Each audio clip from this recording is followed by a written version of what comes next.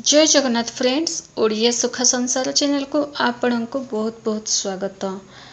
वृष राशि अगस्ट 2024 आपण कौन रही क्यों परिमाण आपण शुभ देखा पाइबे। यही अगस्ट मसले आपण कामटा केते परिमाण बनिबो। वृष राशि आपण राशि अधिपति शुक्रदेव। यही मसले आपणकर चाकरी बिजनेस व्यापार आपण स्वास्थ्य आपणकर इनकम सब किपर रहिबो। वृष राशि अधिपति शुक्रदेव। चतुर्थ घर होती शुक्र बुध एक सागरे। 11तम घर रही राहु। पंचम घरे केतु। लग्न रे मंगल गुरु। दशम घरे शनि। तृतीय घरे सूर्य। प्रथमे आमे जानिबा आपणकर भाग्य विषय। वृष राशि बेले चैनल टी को नुआ आसते चैनल टी को सब्सक्राइब करंतु। गोटे लाइक टे करने को जमार भी भूलंतु नहीं। आपणकर भाग्याधिपति होउचंती शनिदेव एवं कैरियर मध्य शनिदेव। शनिदेव माध्यम रे ही आपणकर भाग्य आपणकर कैरियर सब किछि निर्माण होता है।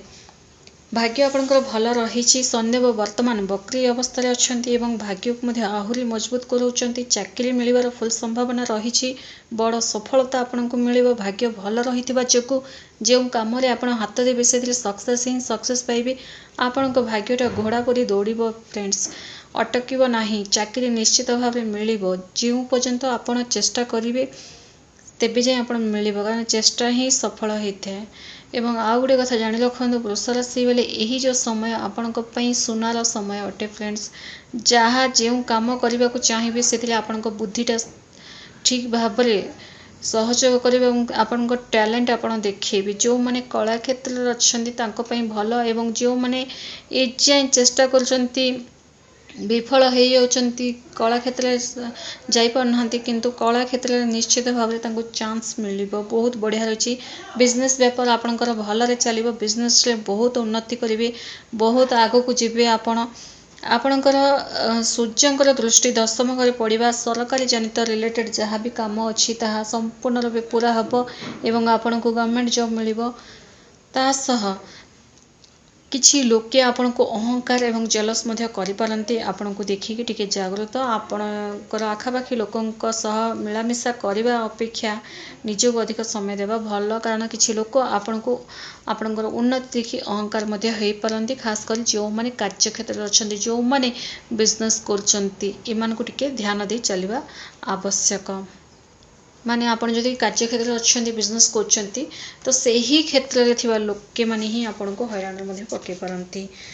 स्वास्थ्य विषय जानिबा। स्वास्थ्य आपणकर भल रही। पुराना रोग आपणकर दूर हबो, किंतु किछि खाइबा पीबा को नहीं किछि क्लाइमेट चेंजेस जोगु आपनको स्किन जनित एलर्जी मध्ये देखा दे पारे। तेणु आपण जहाँ खाउचंती पिउचंती वृष राशि बोले भाबी चिंती खाइबा आवश्यक। स्किन जनित एलर्जी आपनको बहुत हैरान मध्ये पके पारे।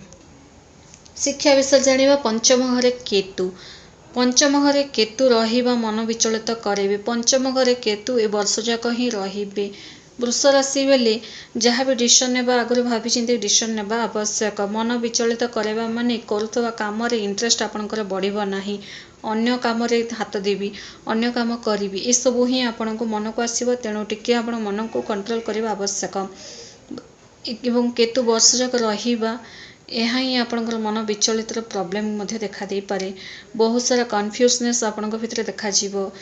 किंतु गोटे कथा बुध केंद्र रहिबा जोगु काम रे कॉन्फिडेंस आपणकर बढ़ेबे एवं सही कॉन्फिडेंस आपण ठीक काम रे व्यवहार करूचंती कि ना भूल काम रे व्यवहार करूचंती सेटा आपणक ऊपर डिपेंड करे। कारण आपण जदि ठीक काम रे जदि आपणकर टैलेंट देखिबे, ठीक काम रे जदि आपण करबा को लागिबे, आपणकर कॉन्फिडेंस बढ़ेबे। बुध देव कॉन्फिडेंस बुधदेव बढ़ेबा अर्थात केंद्र रहिबा जोगु ही आपणक पई भल।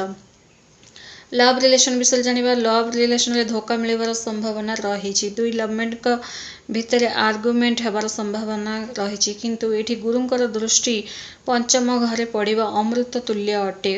गुरुंकर दृष्टि पंचम घरे पड़िबा अमृत तुल्य अटे फ्रेंड्स। कारण जो मनकर कथावार्ता बंद हो जाइछि, जो माने लव रिलेशन रे डिस्टेंस हो जाइछंती अर्थात दूरत्व पळे आछि, पुणी मिसिबे।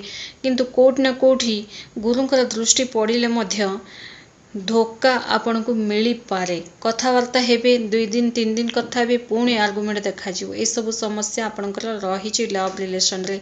आपण निज कैरियर ऊपर अधिक फोकस देबा आवश्यक।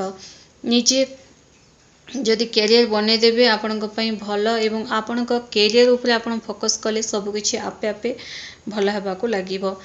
दाम्पत्य विषय जानिबा आपणकर सप्तमेश्वर होउछन मंगल। मंगल लग्न रे रही सप्तम घरे दृष्टि पकाउछन अर्थात मंगल रही लग्न रे एवं सप्तम घरे दृष्टि पकाउछन भल रही दाम्पत्य जीवन किंतु हठात निजर पार्टनर को भितर गोटे अलग प्रकार व्यवहार आप देखा पाइबे। भल से कथबार्ता होते हस खुशी कथबार्ता होते हठात से आपण रागरोषा करिपारंती। ए सबू टिके कारण केतुंकर दृष्टि पंचम सप्तम घरे पड़ुची तेणु ए सब समस्या आपणकर देखादब।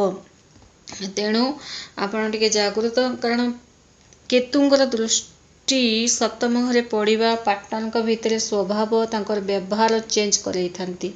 तेणु केतु गोटे छाया ग्रह अटे। केतुंकर दृष्टि बहुत गड़बड़ मध्य करे थाए। तेणु सबु किछि भल थिले मध्य हठात रागरोषा कले मध्य आपण रागरोषा करंतु नाही।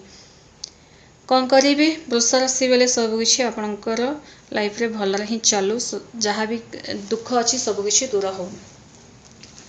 वृष राशि बेले प्रथमे तो गोटे कथा जानी रखु आपणकर यही समय बहुत बढ़िया रही। जदि कहवाक गले 12टी राशि वृष राशि वाला ही समय भल रही। आपण चेष्टा करंतु सबु काम रे आपन को सफलता मिलिबो कारण बिना चेष्टा रे आपन को किछि मिल न था। एवं तास जो माने चाकरी करूचंती तांको सहित फ्रेंडशिप करंतु तांको ठारो किछि ज्ञान अर्जन करंतु तांको सहित मिसिले आपन किछि गुडे भल मार्गदर्शन मध्य पाइबे। समय भल थिले आपे आपे समस्त सहाय्य करबाक मध्य लागि थांती। एही कथा मध्य जानि रखंतु समय भल थिले सब मिसिबाकू मध्य लागंती एवं समय जदि खराब रहिले समस्ते साइड मध्य होंते। किंतु आपणकर समय यही समय बहुत बढ़िया रही। भाग्यटा पूरा एकदम घोड़ा करी दौड़िबो। तेणु आपण ए समय रे जिते पारछंती शिव मंदिर जातु सोमवार एवं ओम नमः शिवाय मंत्र निहाती जप करंतु। ओम नमः शिवाय मंत्र आपण जप करिबा आपणकर बंद किस्मतर ताला आपे आपे फिटिबाकू लागिबो। संतान सुख मिलिबाकू लागिबो। विवाह रे विलंब होतले विवाह हेबाकू लागिबो एवं आपणकर चाकरी जंत समस्या कि आर्थिक जंत समस्या जहाँ भी थिले ताहा मध्य दूर हेबाकू लागिबो। बिजनेस व्यापार आपणकर भलरे चलिबाकू लागिबो। सब किछि आपण पाइबाकू लागिबे एवं पक्षी मानकू दाना पानी दियंतु। पक्षी मानकू आपणको घरर आख पाखरे जेउठी भी टिके जागा अछि सेठी पक्षी मानकू किछि दाना रखंतु। नचेत आपण दाना जदि किणी आनि पारनहंती आपण निज घरे रोषेई थिबा भात रखंतु एवं ता सहित पानी मध्य रखंतु। एपरि कले आपणकर केतु संतुष्ट हेबे। राहु केतुंकु केवल पक्षी माध्यम रे ही संतुष्ट करा जाय पारे एवं शिव मंदिर गले मध्य राहु केतु संतुष्ट होइथांती। एवं आपण जदि शिव मंदिर जिबे शिव मंदिर गोटे एमितिया जगह फ्रेंड्स जो स्थान रे सब प्रकार दोष गोटे पूजा रे ही कटि जाय थाए। तेणु आपण चिंता करंतुनी यही अगस्ट मास आपणको पई भल रही। एवं आपण यही मंत्र गुड़ाक जप कर जोटा मु कहली शिव भगवानकर मंत्र एवं पक्षी मान को दाना पानी देवा एति करि आसंतु परिवर्तन निज आखि सामने आपण देखिबाकू पाइबे। कमेंट्स रे जय जगन्नाथ निहाती लिखंतु। धन्यवाद।